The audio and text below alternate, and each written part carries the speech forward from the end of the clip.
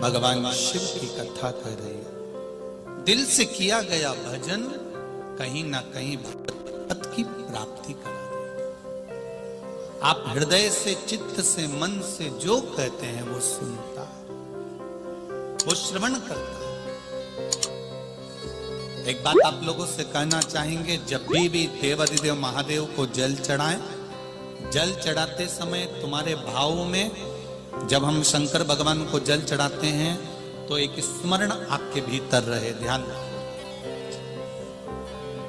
जैसे ये शिवलिंग है, ठीक है, ये जलाधारी है, गोलपीठी का जिस पर ये शिवलिंग रखा हुआ है, ये जलाधारी, बीच में सुख सुंदरी, इधर गणेश जी, इधर कार्तिकेय जी, जिस पे शिवलिंग रखा हुआ है, ये माता पार्वती जी का हस्त कमल।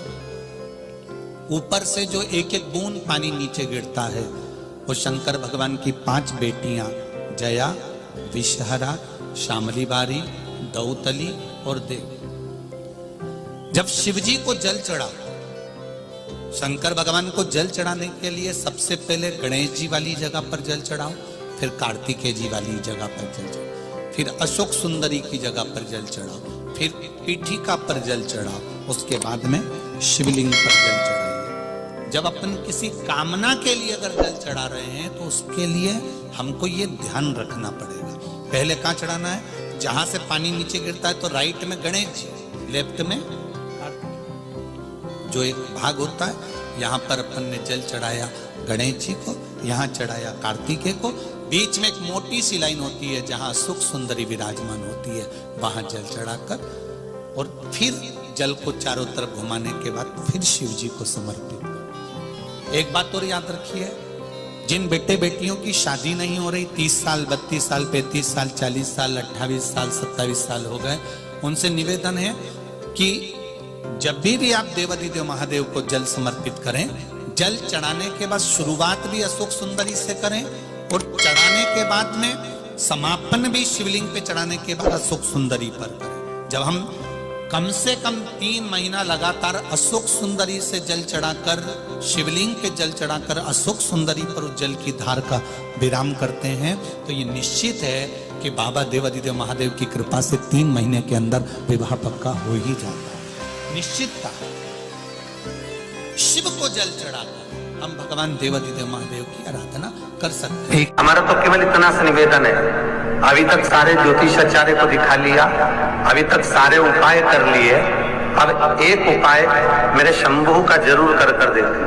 एक उपाय मेरे भोले बाबा का जरूर करना। कच्चा चावल जो होता है ना, इस चावल को पका लेना, ठीक है, और जिसकी भी राशि में मंगल हो महाराज, और विवाह नहीं हो रहा है, जैसे बच्ची 32 वर्ष की हो गई और कहीं का 35 साल का, कहीं का 40 साल का अगर हो भी गया है तो एक प्रयास जरूर कर। मेरे शंभू पर विश्वास रखकर चावल को बिना नमक का पका ले, ठंडा कर ले, उसमें 21 बेलपत्र बेटी या बेटा जिसका विवाह करना है वो उसमें डालना।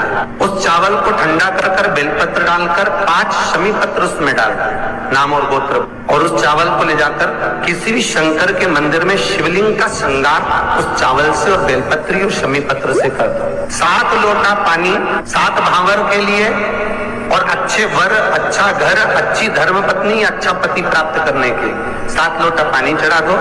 अपनी कामना कर पूजन कर चावल को वापस निकाल लो।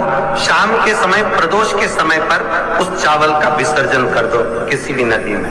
3 से 3.5 महीने लगेंगे जी, मंगल विवाह पक्का हो जाएगा। ना अंगूठी पिनाना है, ना नथ पिनाना है, केवल शिव पर विश्वास। शिव महापुराण में कोई ऐसा उपाय नहीं लिखा वेद व्यास जी ने जिस उपाय में धन लगता। 2-4 हैं, पैसा तो आ रहा है पर घर में टिक नहीं रहा। डॉक्टर में, पुलिस में, एक्सीडेंट आदि में, कहीं गलत जगह पर, व्यसन में अगर पैसा जा रहा है, जुए में, मांसाहार, मदिरा पान, या कहीं आया पैसा आने में कमी नहीं, आ रहा है पर टिक नहीं रहा, रुक नहीं रहा। कोई मांगने आ गया, दे दिया, फिर वहां से अपने पास नहीं आ रहा, अपन कह रहे हैं भैया हमारा पैसा लौटा दो, नहीं आ रहा। तो महाराज शिव महापुराण की कथा कहती है, एकादशी के दिन गंगा के जल में मात्र 7 बेलपत्री डालकर जो नंदीश्वर भगवान अर्थात जो शंकर जी के शिवलिंग के सामने नंदी होता है, उस नंदी के चरण पर गंगा का जल चढ़ाकर बेलपत्री शिव पर समर्पित कर देता है, उसके घर में रुपया रुकना चालू हो जाता है, फिर वो गलत जगह पर नहीं जाता, गलत स्थान पर वो धन जाएगा ही नहीं। क्यों कहते हैं जो बच्चा बार बार बीमार पड़ रहा हो, बार बार सर्दी हो रही हो, बार बार बीमार पड़ रहा हो, खांसी चल रही हो, बार बार हॉस्पिटल लेकर भागना पड़ रहा हो बच्चे को, छोटा सा अगर बच्चा है 8 साल के अंदर बच्चा है और बीमार ज्यादा पड़ रहा है, तो आटे का दिया बनाओ, 4 बत्ती रखो, उसमें तिल्ली का तेल डालो, अवधूतेश्वर महादेव का नाम लेकर बच्चे के ऊपर से 21 बार उतारो और किसी चौराहे पर ले जाकर रख दो। जिंदगी में बच्चा कभी बीमार नहीं पड़ेगा,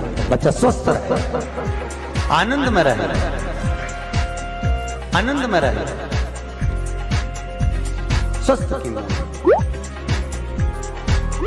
और वैसे भी प्रथम सुख, अरे बोले तो निरोगी काया, घर का प्रथम सुख निरोगी काया। व्यक्ति अगर धन की मूलता नहीं है, साहब पैसा अपनी जगह पर है, फिर निवेदन करता हूं, धन अपनी जगह पर पड़ा है, सबसे पहला है परिवार में सब स्वस्थ रहें, सर्वे भवन्तु।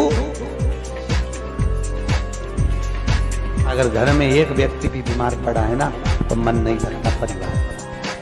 कोई व्यापार नहीं चल रहा हो तो एक कांच की प्याली में कपूर के 7 टुकड़े, फिटकरी के 2 टुकड़े और खड़े नमक का 1 टुकड़ा केवल उस प्याली में रख दीजिए महाराज।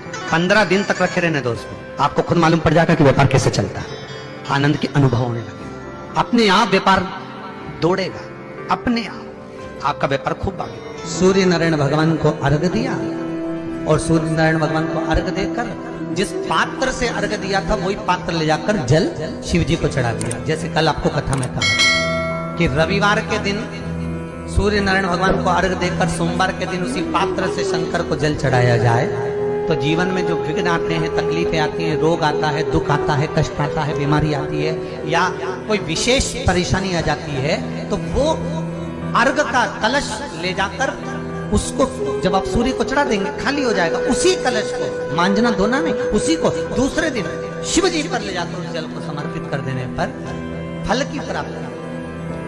श्री शिवाय नमस्तु, श्री शिवाय।